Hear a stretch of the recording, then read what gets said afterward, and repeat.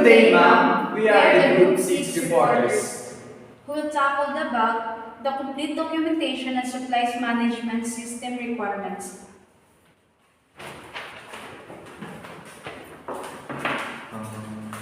Introduction. Introduction. Basically, all staff involved with receiving and storing stock will have some responsibilities relating to stock-related documentations. Stock-related documentation needing to be checked and verified can include paper-based documentation or their electronic equivalents. Yun na. The documentations include the following. First, purchase order. A commercial source document that is issued by a business purchasing department when placing an order with its vendor or suppliers. Purchasing order. Kung example, meron kang isang business, pero wala kang mabebenta kung hindi ka rin bibili kung hindi ka mag-purchase sa isang supplier.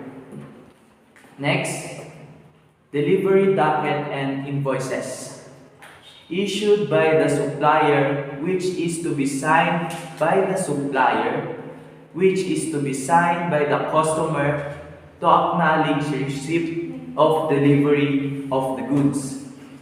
Ito yung parang resibo na ibibigay sa'yo ng supplier na meron na siyang pirma, na kailangan mo ring pirmahan para masabing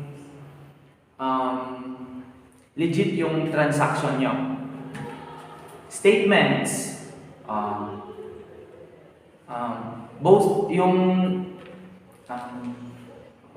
parang agreement nyo, both parties agreement nyo with the supplier and agreement mo as the buyer. Next one is credit notes, used by a seller to a buyer to notify the credit is being applied to this account. Credit notes,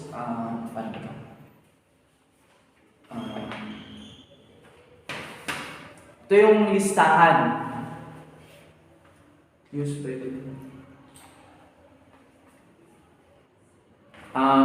listahan ng mga babayaran mo na isesend sa account. Next, requisitions. A request for goods or services made by an employee to the person that is responsible for purchasing. Ito naman is yung mga na-observe ng empleyado mo na kulang sa business mo na kailangan yung bilhin. Kunwari, may business kang restaurant, tapos nagkukulang na kayo sa mga tables. Tapos napansin ng empleyado mo na kailangan yung magdagdag ng tables at chairs. Sasabihin niya to sa tao na may responsibility para mag-purchase ng tables and chairs. Next, internal transfers. Transaction that move funds for one account to another account. Ito na yung parang bank transfers. Ito na yung bayaran nyo with the supplier. Lastly, bin cards. Bin cards are used by every businesses. Where bin cards are in use, one bin card is used for every item of stocks. Bin cards are stock control cards which are located with the stock items. Madalas mo siyang, sabi nga dito, madalas mo daw siyang makita sa stock rooms. or warehouse kung saan nakalagay yung mga stocks na binebenta mo. For example, sabihin natin meron kang restaurant. Meron kang binebenta na products like shoes siguro, shoes. Sa stock room mo, makikita mo itong bin cards. Doon mo makikita yung mga available shoe types, tsaka kung ano yung mga available sizes nila. Dito mo rin ma-identify kung kailangan mo nang mag-restock.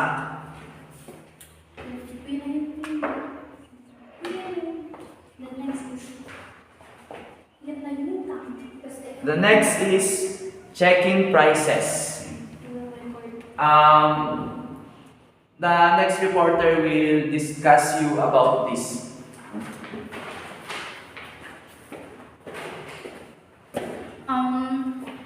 There are two types of checking to be made. First is the checking prices.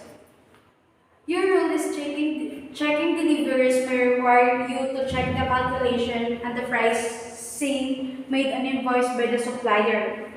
When we say checking prices naman, when a supplier, yung supplier na magdi-deliver sa inyo, and for example, I'm the businesswoman. Tapos may magdi-deliver sa amin. Ako na businesswoman, need ko na i-check yung mga prices na i-deliver na items sa akin. Ganun. Next is the price list. Most suppliers provide some form of price list to a business. This price list may be electronic format, where prices are listed online or hard copy. When we say price list, the supplier will provide the price list naman to a businesswoman like me. Yung mismong supplier mag-provide sa akin ng price list na lahat ng items na bibilin ko is meron siyang price list doon.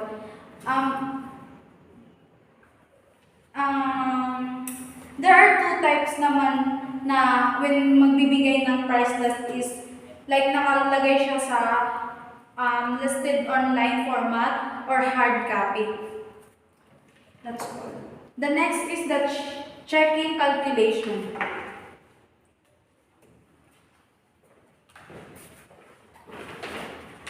Okay. Checking calculation.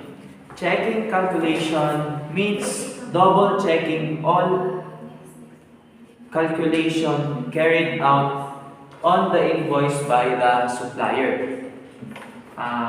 For example, nung nag-purchase ako ng mga products na ibebenta ko, yung supplier nag-send siya ng invoice. Tapos, yung sa invoice na yon, makikita mo yung products na binili mo, tapos kung ilang piraso siya. Example, nung bumili ako ng oil na pang-motor na nire-resell ko ngayon. Nakalagay doon yung name nung oil tsaka yung presyo ng isa. Tapos nag-purchase ako ng 10 pieces. Dapat nakalagay doon yung, kunwari yung oil, 100 isa. Dapat nakalagay doon yung presyo niya na 100. Tapos, yung total if nag-purchase ka ng 10 pieces na oil. Next is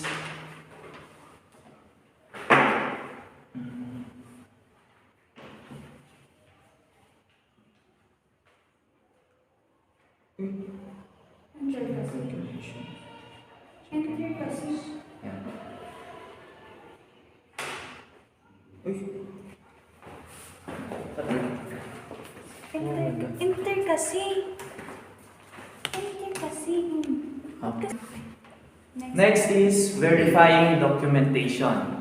And it will be And Regine will talk about this. Rogeline. Next one is verifying documentation. And our next reporter will be talking about this.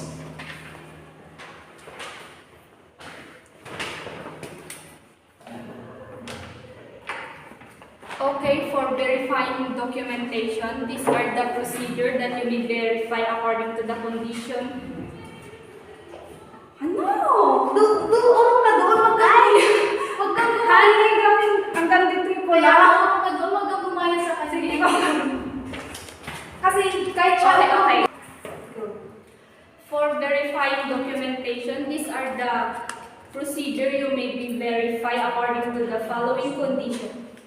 First is only item listed on order documentation from the property have been delivered or are listed on delivery documentation. Second, items listed on a delivery docket are the only one listed on the matching invoice. Third, item returned for credit received a credit note. And lastly, the statement is a true and accurate reflection of the invoices and credit notes for the period. Next is recording variations.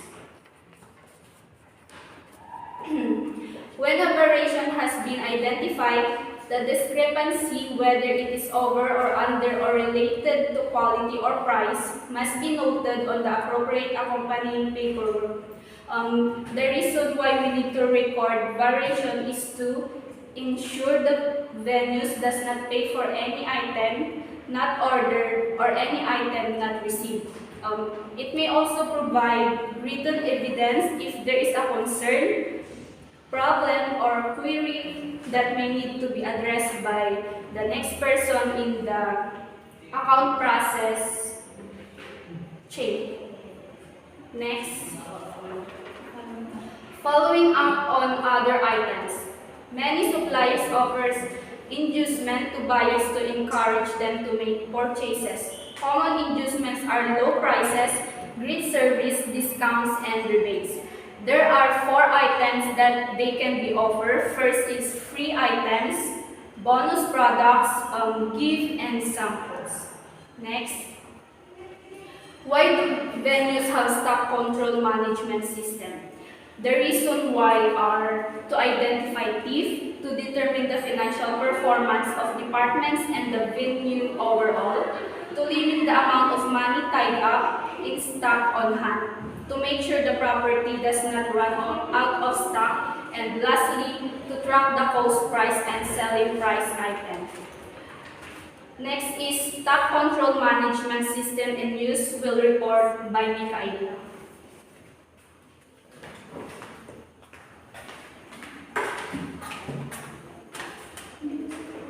Stock control management system in use. May dalawang option na pwedeng gamitin. Pwedeng manual or paper-based, or printed and electronic stock, or electronic or computerized. First, computerized system. Computerized system stock control may be integrated with point of sale equipment and accounting software for payment of accounts and generation of invoices. The following develops for the hospitality industry and are normally supplied with the following features. Una, user training where experts from the company supplying the system provide a face-to-face on-site training. Yung mga expert sa company, sila ang magbibigay ng training sa mga tao. Sila ang magbibigay ng training face-to-face or online. Second, a comprehensive user manual to provide detailed information on how to create files, amend or update them, enter data, print required information. And third, a training section allowing hands-on practice in a part of the system of interfacing with the operational part of the computer. Then next, ang paper-based naman.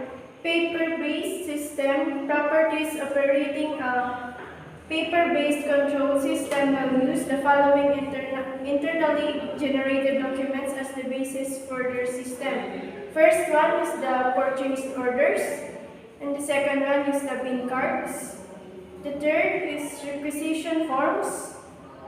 Fourth, internal transfer sheets, and for fifth, sales dockets and cash register audit rolls or tapes regarding revenue earned, and the last is checking recording payment for stock received.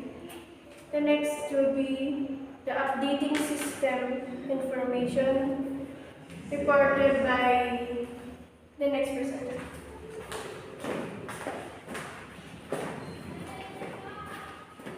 Updating system information.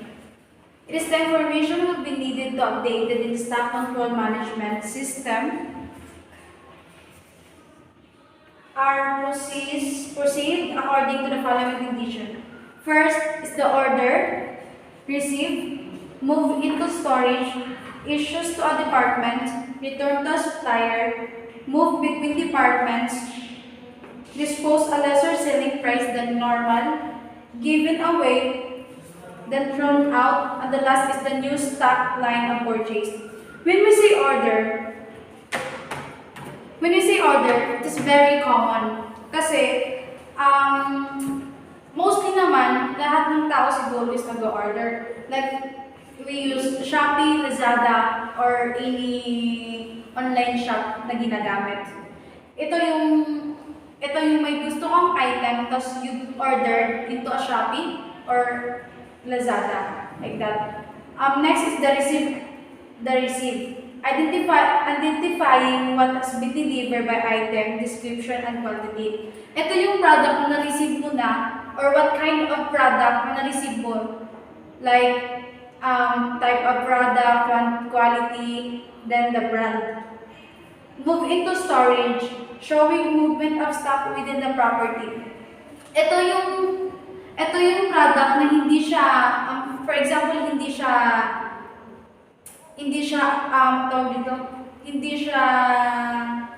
what we call that? Hindi siya pwede doon sa organizer kasi ibang siya. For example, ibang size siya, ibang brand siya, kaya we need to move it into another storage. Next is the issues to a department, indicating stock issues to operating department by type, date, and quantity. When we say issues to a department naman, ito yung mga stock na issue kasi, for example, like yung by date. Ito yung mga hindi ngayon magkakaparehas sila ng ng pagkaka-organize ng date, ng type ng product. Ganun. So, may issue siya doon mismo sa department ng product na yan. Next is the post or lesser selling price than normal. Perhaps due to damage or a fact stock was approaching its use by date. Ito yung mga product na na-damage. Like yung na-receive mo yung product na yun, pero when you receive the product, may damage po siya, then parang hindi siya pwede magamit na in that day. So, ito yung i-dispose natin to the seller. Tapos, the next is the giving away. It is a donation of charity club for PR purposes. Next is the thrown out. Due to damage being in unsafe or unsaleable condition. Ito naman, when we say thrown out, ito yung mga, halos same lang din siya dito sa dispose. Pero ang thrown out kasi, ito yung mga, like yung mga packaging nila is hindi siya unsafe. For example, we ordered food. Hindi, yung pagka-package nila is hindi po safe. Yung parang may natapon or like may na-damage sa item na yun. So, kailangan parang i-throw out yan. The last is the never stock lines are purchased. New files will need to be created providing details on the following. However, it's depending on the system being used by the establishment. And it's a part of a product naman when you order, like the product type, the product brand name, the size, the volume width, the supplier name, and the contact details. The supplier name and contact details, it is very important. It is very important because, for example, there's a damage of your product or a different brand na na-deliver sa'yo, you need to know the contact name, then you need to contact the supplier. Then the next is the internal stock code for product. Ang internal stock code for the product naman, kasi lahat ng product is may iba-ibang code. That's all. Next is the maximum minimum recorder figures for the items, then the cost price of selling prices. The next is the next will be report by Mikaela.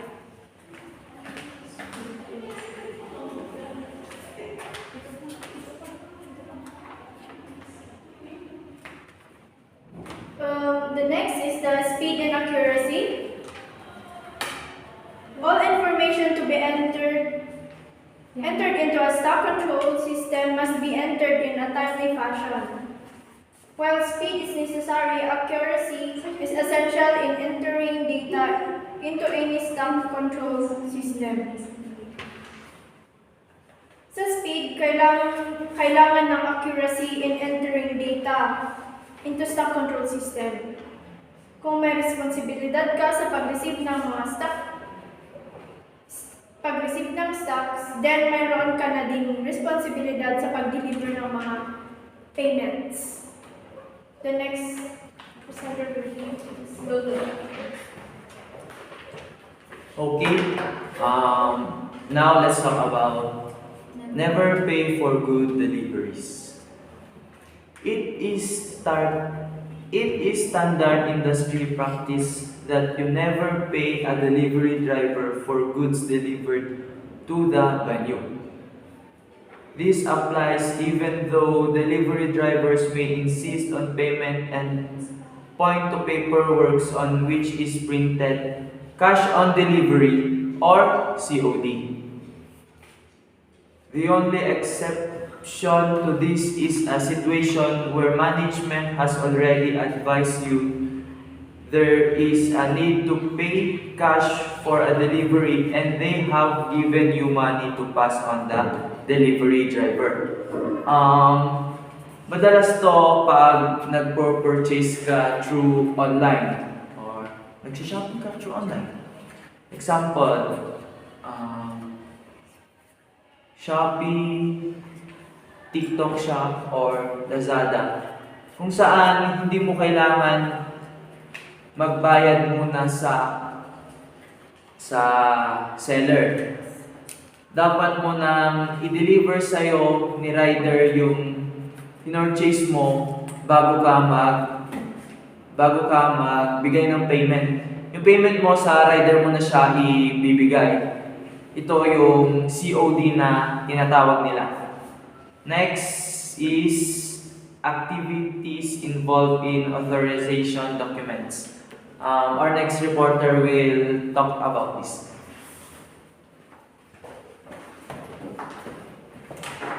Next is activities involved in authorizing documentation. The following are activities will be required to complete and able to processing like filing, entry of data into bookkeeping, delivered documents and payment of accounts. Record unresolved or issues arising in documentation before it are forwarded. There are many issues that involve. The following are: first, it's short deliveries, over delivery, incorrect items delivery by brand, type, size, or color, failure of items to align with purchasing specification, item refused or rejected, damage of stock, item returned to supplier for our credit. When we say short deliveries, ito yung mga items na hindi siya mismo na-deliver sa customers. So that we call short deliveries. Over-delivery naman, ito yung estimated, for example, estimated date nyo is November 5. Tapos umabot siya ng November 10. So parang na-over-delivery siya. Over-delivery siya kasi hindi siya sumakto sa mismong estimated na date. So that's what we call over-delivery. The next is the incorrect items delivered by brand, type, size, or color. Ito naman, ito yung mga item na i-deliver mismo sa'yo, tapos iba palang brand na dumating sa'yo, then the type of items, or like the size, the color, the brand. Kaya, ito ang masasabi natin na incorrect items delivered by a customer. Next, the failure of items to align with purchase specification, item refused or rejected. When we say item refused or rejected, ito po siya yung mga items na i-deliver sa inyo. Like, you order a brand new, pero nang dumating sa iyo is parang gamit na siya. Yung parang second hand na siya. Like, for example, sapatos, umorder tayo, brand new yung in-order natin. Pero nang dumating sa atin is parang refused na siya, na ginamit na siya.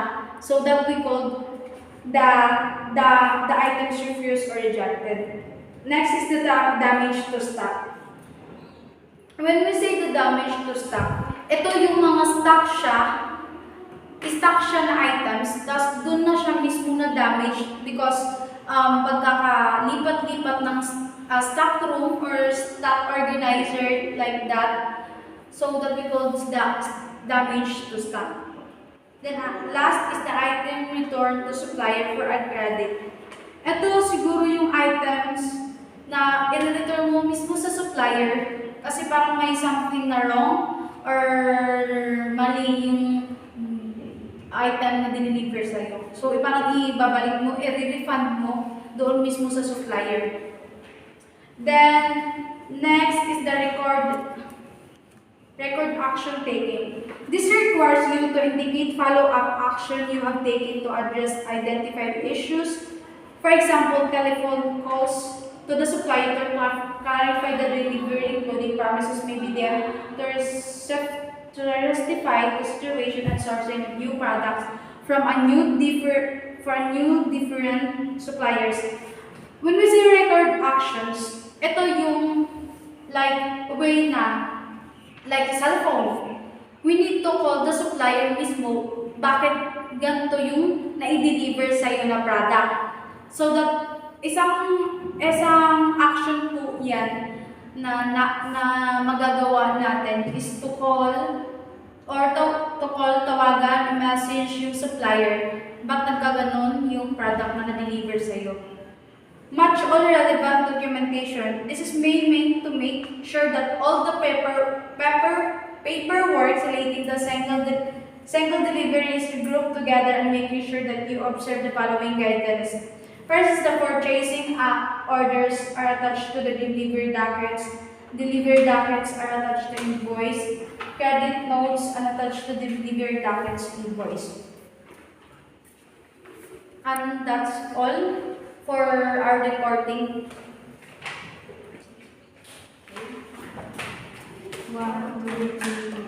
That's all for today's video. Thank you for watching.